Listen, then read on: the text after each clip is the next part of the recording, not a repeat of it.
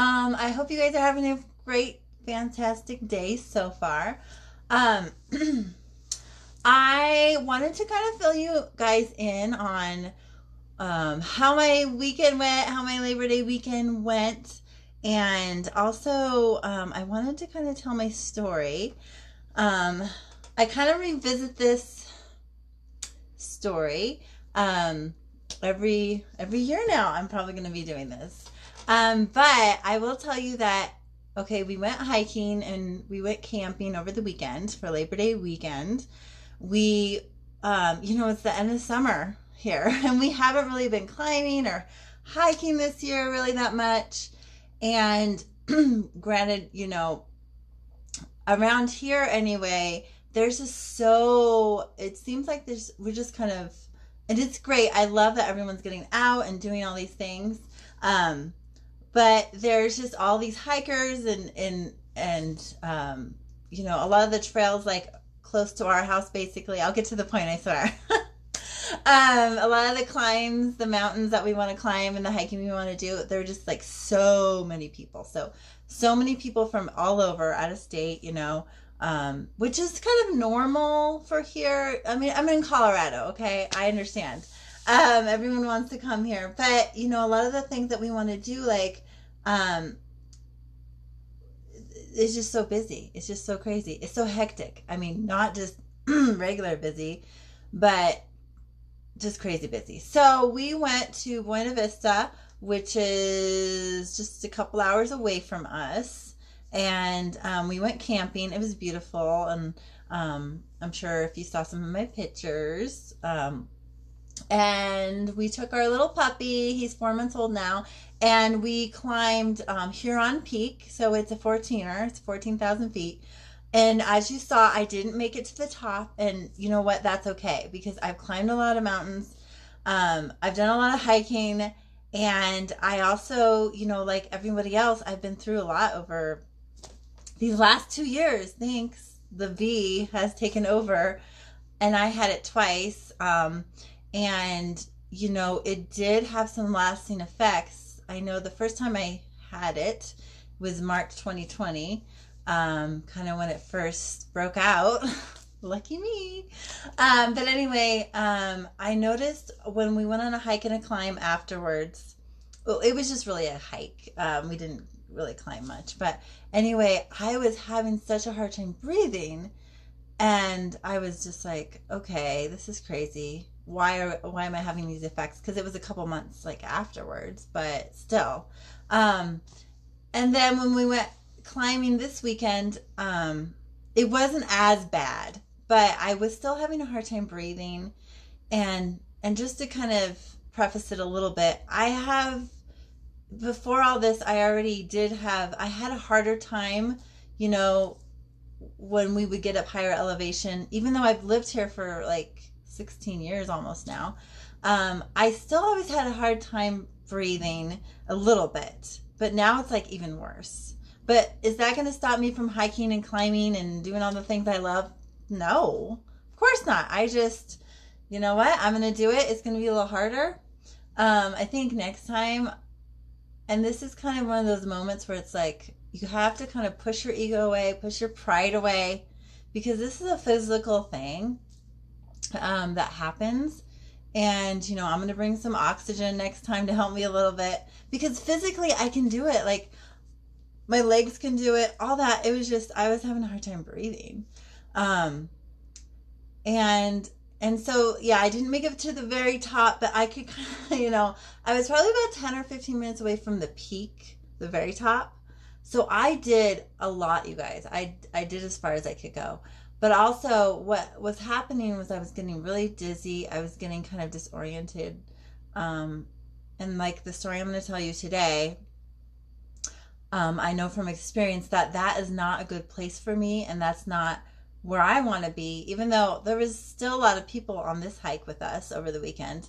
Of course, I'm not worried about getting lost or anything, because, this is a well-traveled, hike and climb. So yeah, I'm not beating myself up over it, because I just know that, that mountain's always going to be there and I'm always going to be able to climb it. but with that being said, my puppy Dutch was able to climb it. So that was so awesome. He's like a natural mountain dog. And then my husband took him to the top. And actually my husband was like, I don't know if I could make it at first. But he did push through, because this is like our first hike climb in like over a year. So it's like, you know. And my legs are still hurting a little bit. But what I wanted to tell you guys about today was something that happened over, you know, it was 2019. So it was 2 years ago. And I, you know, when I look back on kind of the events that happened leading up to it, you know, and the whole thing, it was kind of like, in hindsight, everybody could look back on a lot of different things that have happened, right? You can look back and you can say, oh, I should have done this differently. Oh gosh, you know, I should have took this turn and that turn. But I wholeheartedly believe that the experiences that we have are meant to happen. And, you know, in hindsight, you may say, oh my God, this was a bad thing that happened, right? For me, I don't look at it that way. I don't look at it that way at all. I look at it like this was meant to happen. I was meant to learn this lesson. And not just me, our experiences and our reactions, everything we do affects people around us, the radius. You know, it's like a beacon, you know, you're like a beacon, you're a signal, right? So we affect people around us, right? And that's what happened in my situation. So, you know, I didn't freak out in this situation. So what I'm about to tell you. So I did take a wrong turn down the very top of a mountain. So I came down the mountain the wrong way.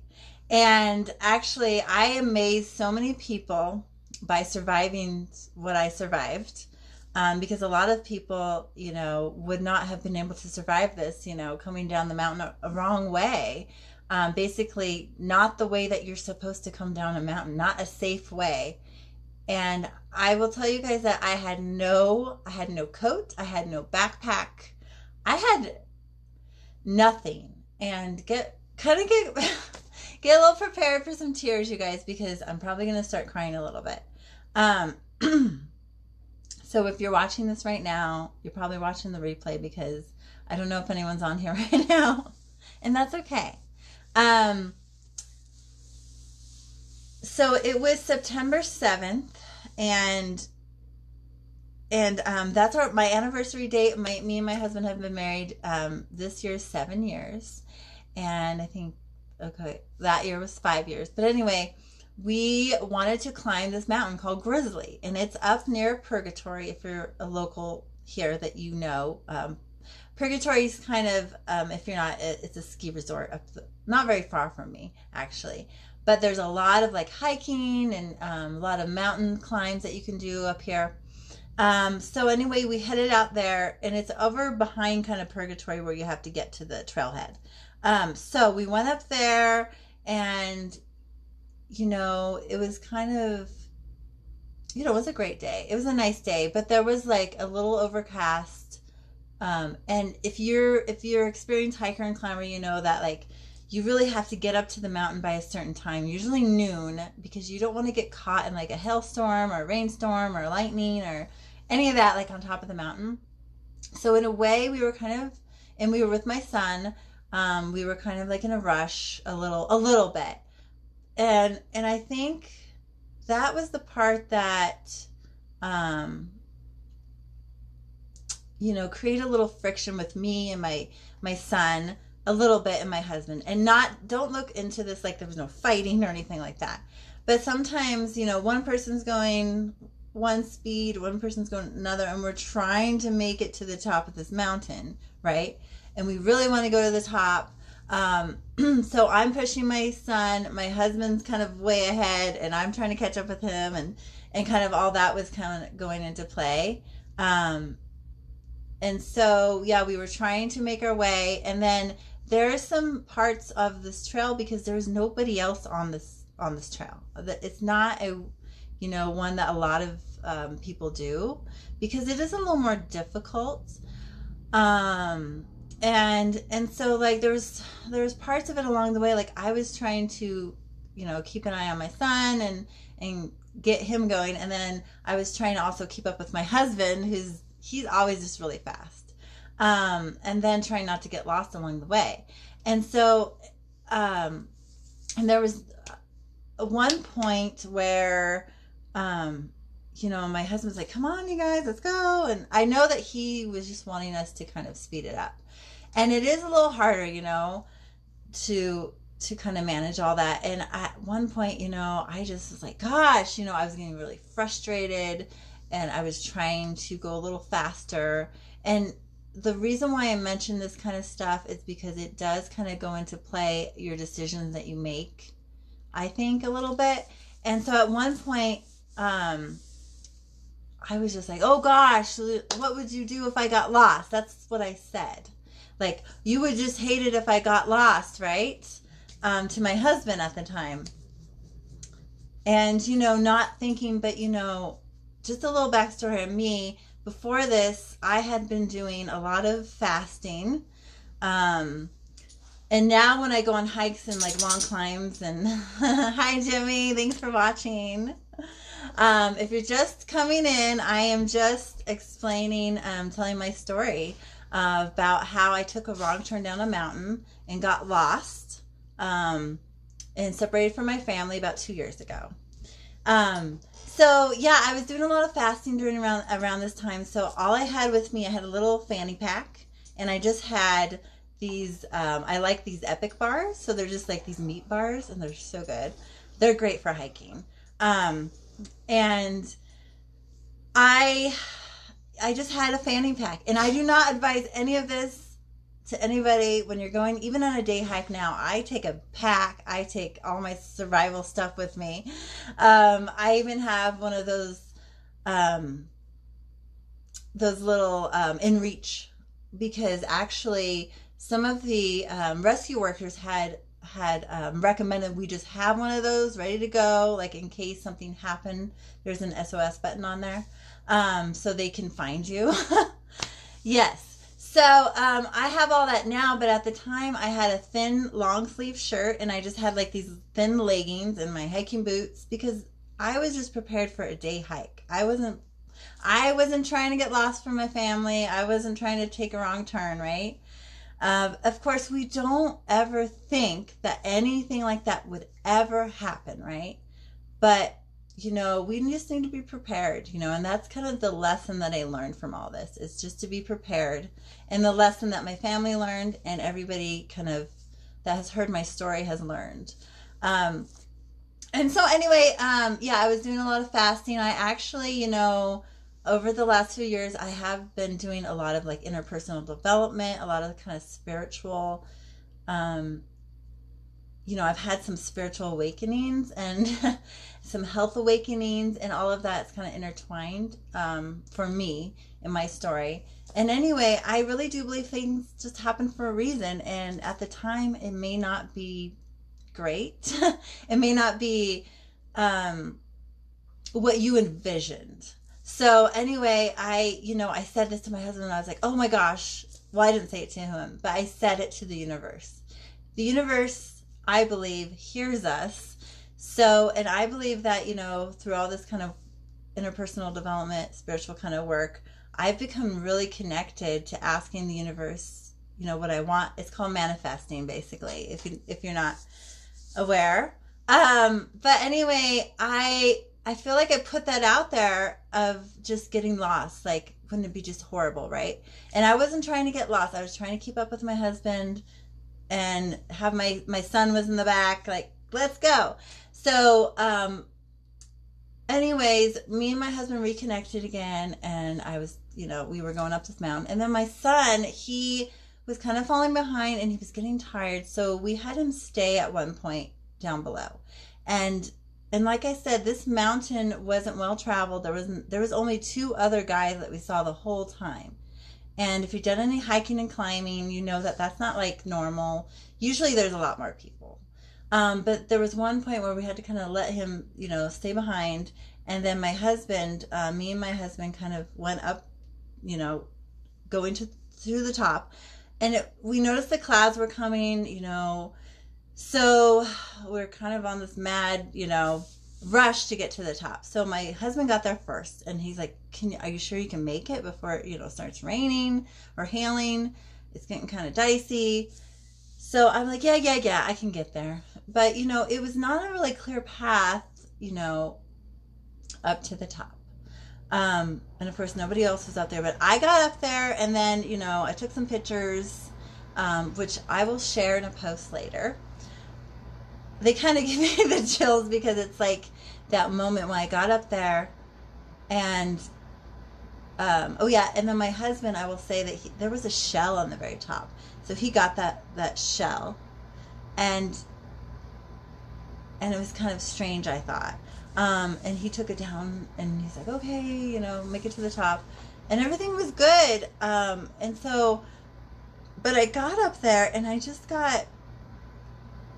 felt kind of confused, and you know, that kind of happens. And I was confused as to how to get down. I was confused as to what was the path down, because it wasn't clear.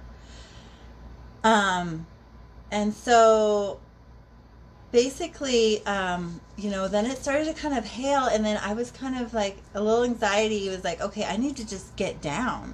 And so what happened was I went one direction when I should have gone another direction. So I went, I believe I was supposed to go east, and I went west.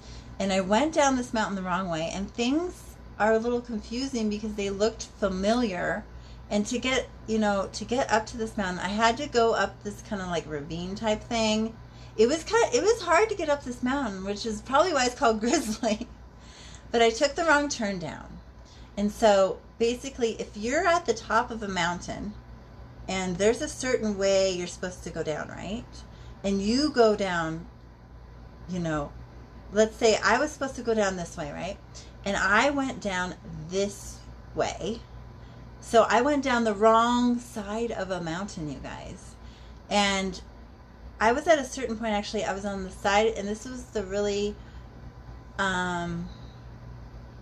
scary part, when I realized I was on the side of this mountain, and the rocks that I was on were not stable. They were large rocks. Yeah, it was scary, Jimmy. Oh my gosh. Just telling the story, I had to draw from everything inside of me, you guys. My soul, my body, everything. I had to draw from the universe, because I was not ready to go. I was not ready to die. I was like, no, I cannot go. I'm not giving up, you guys. So I was hanging on the side of this mountain, and there was a point where I kind of fell, and that was the scariest part. But it made me realize that I need to kind of get inward to try and get off the side of this mountain. And then it was like windy, it was like hailing, and but I knew I'm a survivor, and I'm kind of one of those people that, like, I look for a solution all the time. I'm looking for a solution. Okay, I'm like, okay, well, this is hard, right? But how do we find our way out? Because nobody's going to save me. I have to save myself. And in this situation, it's kind of like, it's like do or die, like literally. But even telling this story, I'm like, oh my God, like, how did I survive this? But I know how I survived it. It's because I have a will to live. I have a will to survive, because I know that my purpose here is great, and needed, and that I have all this work to do, you guys.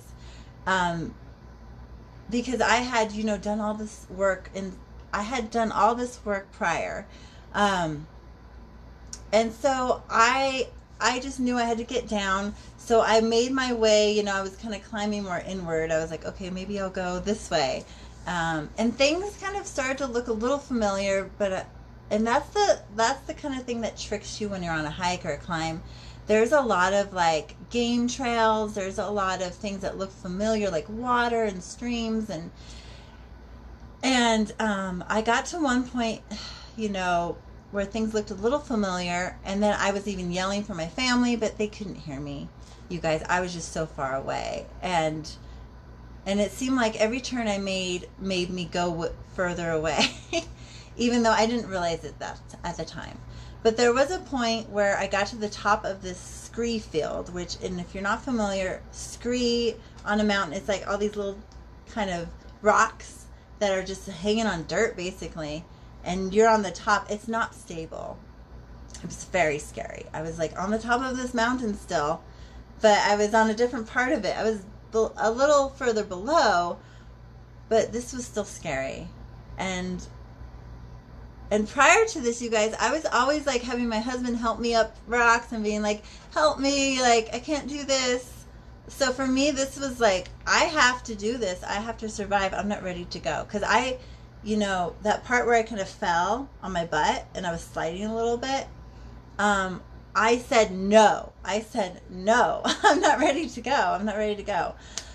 So I got to the top of the scree, and then I just was like, well, I don't know how to get down. So I just kind of surfed it. I just started scooting down and down, and it was scary because rocks were flying above me, and I was just kind of going down the scree field. And then, you know, I started to look for water. It looked familiar. I was trying to follow the stream a little bit. But then things didn't look familiar. And I was even like trying to take pictures. I had no service on my phone. I was trying to take pictures to send to my husband, but I had no service. And so, yeah, this was a moment I was not prepared for, you guys. And so I was thinking to myself, well, maybe I can just find the trail again. So I was trying to find the trail again.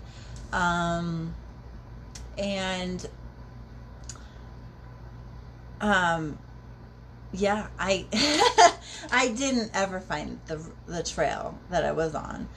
And it was just a vast forest. I was in the forest at one point, kind of bushwhacking, trying to, you know, figure out where's the trail. And so I was just trying to follow something that looked familiar. And I was on a trail, it looked kind of familiar. I was also trying to find, there's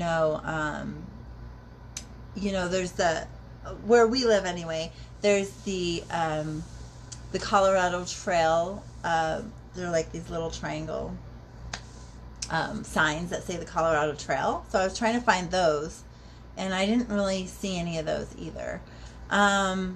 So yeah, just trying to find things that look familiar. And all I had with me was this like green water bottle that like I kept dropping, but I was trying to save the water that was in there. I had no food left because I had eaten my meat bars on the very top of the mountain. And I had rocks that I was collecting, you guys. Oh gosh, I should have brought them on camera.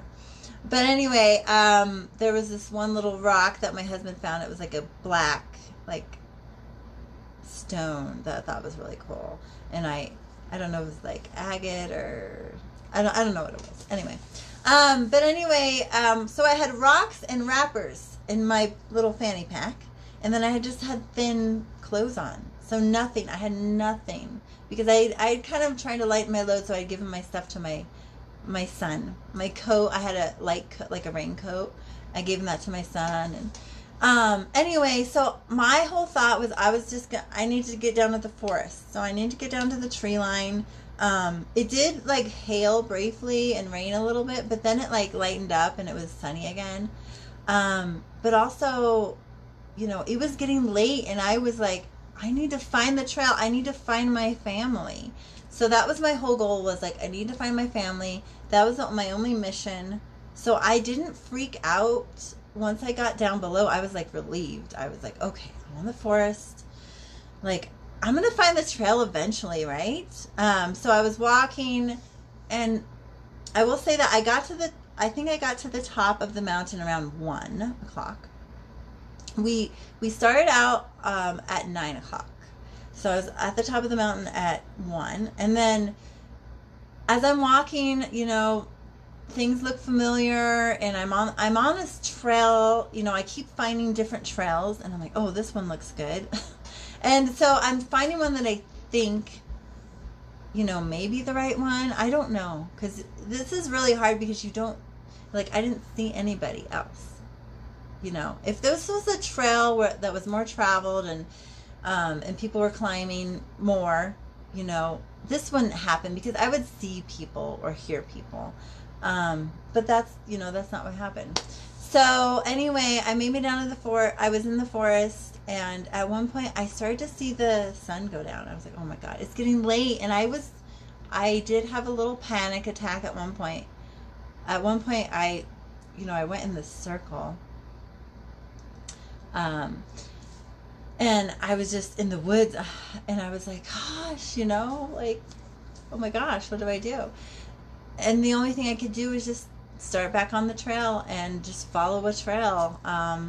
And so I got to one point when I just realized, like, you've really done it, girl. You're lost. You're going to have to spend the night in the forest. You're going to have to sleep on the forest floor. And I was a little worried that it would rain, that it was going to be cold, which of course it was. I started to see my breath because it was around this time, 2 years ago. But the one thing I wasn't was hungry because I had been fasting, and I feel like I kind of prepared my body for that. Like, maybe subconsciously or something. I don't know. But I had just done my first 7-day water only fast. Water and salt, which I was inspired by you, Jimmy. And I had done that, and I had done fast leading up to it, so I wasn't even hungry at all. But I was just, I was getting cold. I was tired. Of course, I was so tired because I had been hiking for like, hours, because I had, by the time the sun went down, it was like 8:30-ish, I think, which is kind of when it goes down now, and it starts to get cold. And around that time of year, it was 41 degrees that night, I found out later. But, I just kept walking, and I kept yelling for help at that point. And then I walked into this field, and there was just like, just this pile of like bones, and then I kind of freaked out. And then I saw these two eagles, not eagles, sorry, hawks. And for me, that's a good sign. I've seen that like whenever I've been lost before, and I've seen two hawks. Don't ask me why. It's just one of my signs. Flying, and they were flying just right across me. And then there was all these like little like I think they were like grouse, like a lot of those birds. I remember seeing those. And I was thinking, well, I guess I might have to hunt those later and eat them, even though I don't know how to catch them. But anyway, I think for the most part I kept my cool. But at that point, I did start freaking out a little bit because I was like, okay, well, I saw all these pine trees. And I remember seeing from like survival type shows that I like to watch. Like I love to watch Naked and Afraid, me and my husband. We love all these survivor shows. I remember seeing that people would grab like the branches from these pine trees, and they make like a little blanket on the ground, or they make it like shelters. And it was getting dark. I didn't have time for that. So, I had time to kind of grab some branches, and then my phone died. And in hindsight, I was like, oh, geez. I was using my phone for a flashlight at one point, and then it just died. I was like, oh, my God, it's dark. Okay, well, we're staying in the forest. And so I had been kind of scoping out like an area that was like a little flatter, it looked like. And I started to just grab these, the branches that I could. And I just kind of made a blanket on the ground. And I was trying to grab as many as I could. But honestly, like my hands were getting cold. And I was just starting to get cold. And I was just preparing myself mentally for sleeping in the forest. So I made this little blanket, and I started to just lay down, and I was just blowing on my hands. And then I just started to pray. I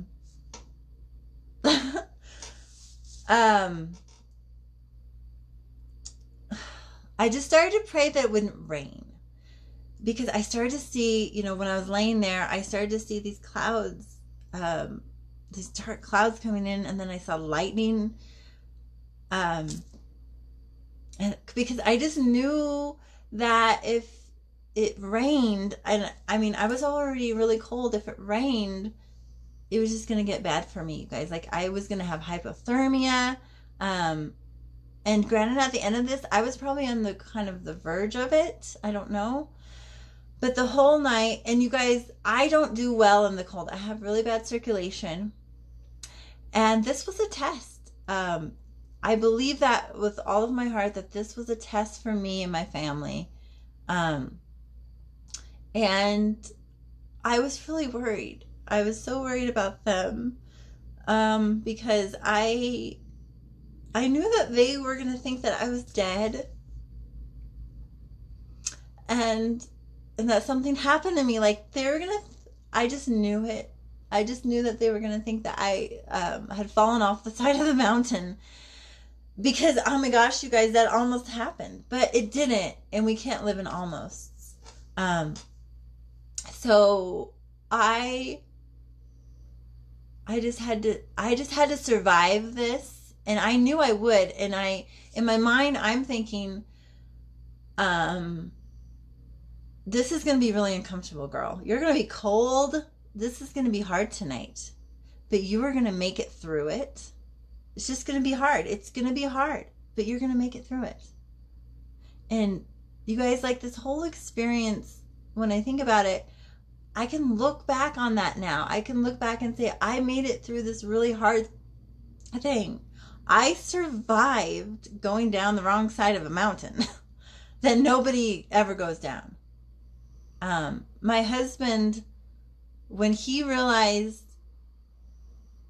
that I was missing, pretty much right away, though, he told me this. And so, but he had no cell phone reception, so he couldn't call search and rescue. And he called them when he could, as soon as he could. And I heard the airplanes all night. I heard airplanes. I heard helicopters. They were shining lights down. They were looking for me all night. And then, of course, I found all this out later. But what I saw from where I was that they were looking in the wrong direction. I was over here. And they were way over there because I came down the wrong side of a mountain, you guys. And just to give you an idea, I was 100 miles away. I was 100 miles away from where I was supposed to be, if that gives you any kind of idea. So I ended up in a little town called Rico. I started out by Purgatory. And these places are 100 miles away. I mean, but when you're on the top of a mountain, that's what happens. Like, if you go down the wrong way, you're miles and miles away from where you're supposed to be. But anyway, what ended up happening is that my husband waited for me and my son waited for me at the trailhead. And they called search and rescue. They were looking for me just on land at first. And then they flew people on helicopters to the top of this mountain, you guys. And the weather, where I could see the lightning. So this was dangerous. And they were looking for me. I mean, these people are incredible, these search and rescue operators. They don't get paid for what they do. It's all in donation. They are amazing what they do. They were looking for me with like heat seeking and all this stuff. They were searching for me all night, but the problem is that I probably wasn't generating much heat. I was freezing all night. My body was shaking, shivering all night long. Of course, I didn't have much water, so my lips were really dry. Probably like the hair right now. I'm just gonna take a little drink. This is a little emotional for me, but I really feel it's important to tell my story. So yeah, they were looking for me all night long. And yeah, like I said, there was like 4 counties. I know there's like Dolores County, and then um I don't remember all the counties, but they were just all looking for me, let's just say that. And I was down there in the forest. I was freezing, and I got up a few times to see if maybe I could go up the trail a little bit, right? Maybe I can find someone. But, then I was thinking, I don't want to fall. I don't want to twist an ankle. I can't see a thing. I was relying kind of on the moonlight. So I could see the moon. I could see the stars. And like I said, at one point, these dark clouds came over. I was praying. I was like, please, please, please, just let them pass. Make them pass. So I feel like I made that happen. Of course, a lot of people are going to say, no, no, no, But I feel like I had somebody watching out for me. The angels, whatever you want to believe. I've definitely called upon everybody to help me that is helping me. And so what happened is the dark clouds, they went away. They just like floated on by, which I was amazed. And then I saw the moon, I saw the stars, and I just knew everything was going to be okay. And then I was thinking, okay, you just got to get through tonight. It's going to be hard, but let's do it. Let's get through. And, during this whole time, I didn't cry at all. Like, a lot of people were asking me afterwards, like, did you cry? I mean, gosh, you must have been an emotional wreck. And I was like, no, because I knew everything was going to be okay. And because I've had some hard times in my life, and I used to play that victim mentality role, I used to play that, and I don't anymore. Because, I know that I'm strong. I know that I'm capable, and I'm a survivor. And so, I just had to make it through that night. And I think really what did save me was finding, just getting all those tree branches. And I was trying to make like a makeshift blanket, but it kept kind of falling off. But I had the tree branches below, and they were kind of, like a blanket a little bit. I was still freezing. I was shaking. And then I started to have these horrible leg cramps in my legs. And that was the worst. Oh my gosh, you guys. Oh, that was the worst. Leg cramps, and my whole body was kind of seizing, and I was just freezing. And then I was like, I was just thinking, I wish somebody would come save me, But, and I really kind of thought that would happen, maybe. But I just knew that they couldn't see me. Yeah, I just knew that they couldn't see me. So it is what it is. But the next morning I woke up, and it was hard to tell at the time because it was really cloudy, and to tell if the sun, if it was daylight, and so I got up and I was like, okay, well, I guess I'm just going to start walking now. And so I did what I did the night before, where I would call for help, and I started walking, and I started to see these signs that said like no trespassing, and so I started to get a little like concerned that I was like on someone's property or something. And then in the distance, eventually I saw a cabin, and I was like, oh my gosh, I wonder if there's anybody in this cabin, or if this is just like a cabin in the woods and like nobody's there. But I was thinking like, oh, I wonder if there's like a hunter and they're gonna like shoot me down, or if it's someone's house and they're gonna be like, ah. I had all these thoughts, and I was kind of afraid. And then so I walked. I didn't even go to the cabin at first, and that's kind of crazy, right? Like, why wouldn't you just run towards this cabin? But actually, if you think about it, like, I was probably in a state of shock, and I was like, I don't know. I just didn't do it at first. And then so I went down the trail, and I was like, well, I can't go to the cabin because this person, I didn't know what time it was either. And I was thinking, well, if it's early in the morning, they're just going to something bad's going to happen, And so I didn't go to the cabin at first. And then I was trying to walk like into the forest again to try and find another trail. I was like, no, I probably should go to the cabin. So then I went to the cabin. And I was in a state of shock at the time. At the time, I had blue hair. This is a couple years ago. I had my blue hair, and I was walking through the woods, I guess. And before I made my way to the cabin, I guess some hunters saw me, because this was like right now is archery season. So, and at night, actually, I will say I didn't really hear a lot of animals, but I did hear the bellowing of some deer, of some elk, I think. At the time, I wasn't sure what it was. I was like, what is that noise? But it was in the distance, and I heard, squirrels and then like the birds, but that's it. Actually, when I was laying down there, I was like, oh, I kind of wish an animal would come up to me so I can like snuggle it. Me and my silly mind, But anyway, I found my way to this cabin, and I didn't know if it didn't look like anyone was there. There was like it looked like outhouses, and then there was this cabin. It was a really nice cabin, which I will show you pictures of. And so this girl comes out, and I'm just like, I was in the state of shock. I started freaking out. I started bawling, and I'm like, oh, I've been in the forest all night long, and she was amazing. She just, she just took me in. She took me inside, and as it turned out, there was this cabin. It's a cabin that you rent.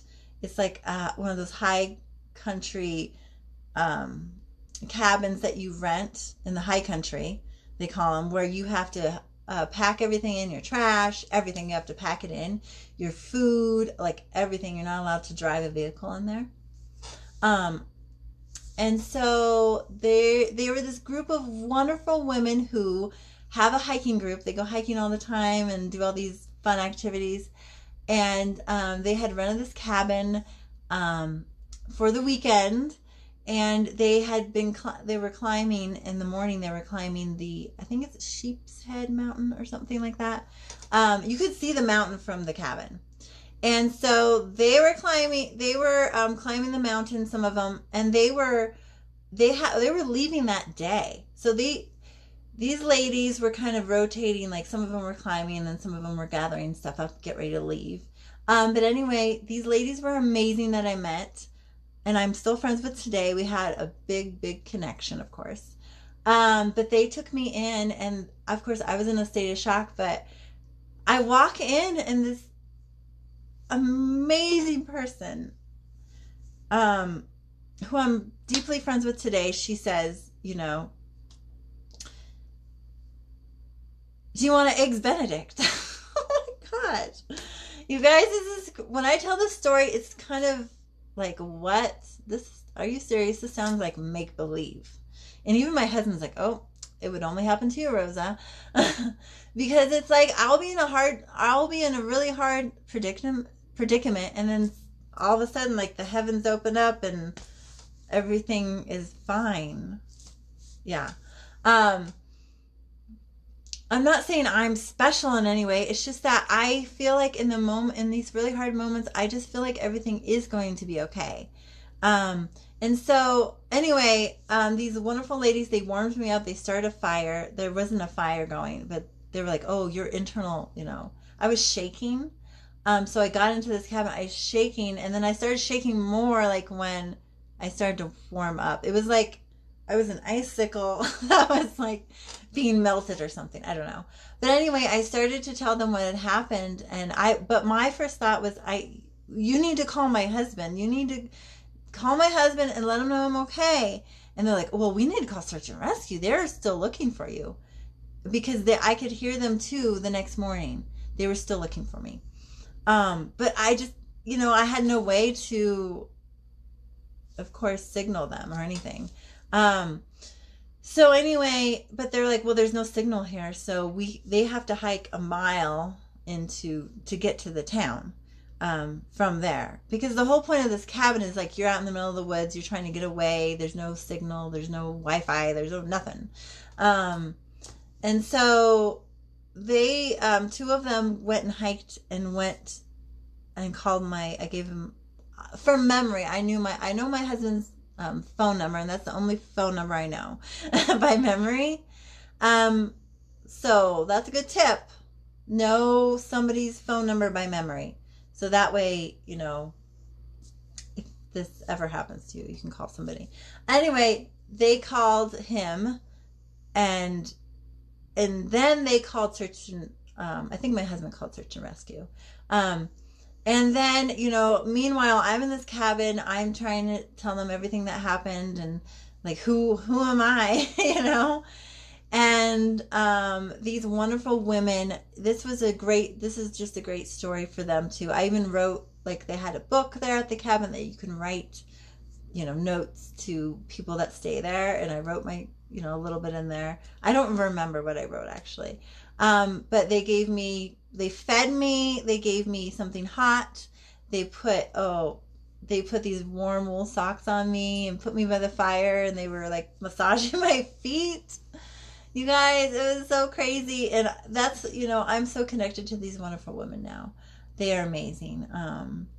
And you know what, I just learned so much from the situation. Of course, is to always be prepared, and then, you know, to kind of just make these I made these quick decisions in the moment to survive. I wasn't, you know, of course, waiting for someone to save me. Of course, that would be great if someone saved me. But, you know, in the moment, I'm thinking I need to find a way out of this situation. And then what happened is we got all ready to go, and then we were talking away because we realized we had a lot in common, and so that's why it was kind of this like, oh my gosh, this is a crazy moment. But I was connected to these women right away. And so we started walking, and, you know, at the time, like, I needed a little bit of recuperating because I was really sore from walking like hours the day before. I probably walked like 10 hours the day before. And you know, I could have waited for the search and rescue to come, but what we did is we just started walking, and it really did me good to walk, just to walk it off. And I wanted to walk it off. I knew I was capable. Like, I got warmed up, you know, they gave me a coat, they gave me all kinds of stuff. I even got some chocolate and it was amazing. And, so we started walking, and I was just so excited to see my husband. And then as we're walking, the search and rescue team, you know, they don't know what state I'm in, so they come with their little truck trolley thing that they can put you in and wheel you in. And I'm like, no, I'm good. And they're like, are you okay? I'm like, I'm fine. And so basically I found these women, they took me in, and in a way, you know, they saved me, but in a bigger way, I saved myself. And, you know, of course, I talked to the search and rescue guys about everything that happened after the fact, and they were just amazed. So, of course, they took my picture, and we took pictures and all that kind of stuff. And, you know, it was in the paper. But of course, you know, they kind of put some things in there that weren't really true. Like, I know they did so much, you guys. They tried to save me, but in the end, you know, they never found me. You know, I found them really. But I'm just so thankful for everyone that was involved. And so after the fact, I did go through these feelings of, like, I guess you go through like these feelings of survivor. I don't know. It's not really survivor's remorse, but it's like, I survived this big thing, right? So what am I supposed to do with my life? Like, what is my purpose? What is my mission? And sometimes I still have those feelings, but I know that I learned a lot from the situation. So after this happened, like, I started going hiking with these ladies, and we talked all about, like, the essential things that are needed in your backpack and all these things that will help save your life. And like, if you ever get in this kind of situation again, like, what you should have, like, definitely a light, a headlamp, and all that stuff. And, you know, maybe I'll do another video where I show you guys all that stuff. But, you know, just having the essentials, what you need. If I had a lighter, then they probably would have, you know, found me, because I could have done a little fire, and they're using their heat sensing things. And they could have found me that way probably. But you know what? In the end, I think I was meant to meet these beautiful, wonderful, amazing people. And I was meant to just survive this situation that was really hard. Because that was always, I've never done really great in the cold. And that's why it's crazy lately. I've been actually doing these kind of cold submersions where I'm doing like hot and cold. But that's, I'm testing myself. And actually I'm able to handle it. And I think it's in part because I have changed my diet and I am able to handle the cold a little better now. Well, a lot better.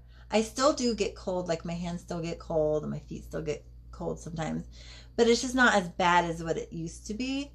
And, I survived. Our bodies will survive. And I do think I did a lot of things prior to just prepare me for it. Just mentally, maybe a little physically, like by doing some of the fasting. And I actually don't do a lot of, I've kind of taken a break from the fasting now. But if I needed to fast, I know that I could do it, no problem. But you know what? I hope you guys enjoyed my story today. And I just want you to know that, there's going to be hard things in your life that happen, but you can get through them. You can persevere. You can draw on your inner strength. And there's always somebody around you who is there for you, who is protecting you and watching over you. I want you to know that. And there is always a reason, and we can't see the reason right now. Like, you're going through a hard time right now. I'm pretty sure everyone is. But there is a lesson to be learned, and there's something that you're going to get out of this, and you're going to be stronger than ever. And that's my story. And I hope that you guys have an amazing, amazing day. And I will see you on the next video. And rock your best life.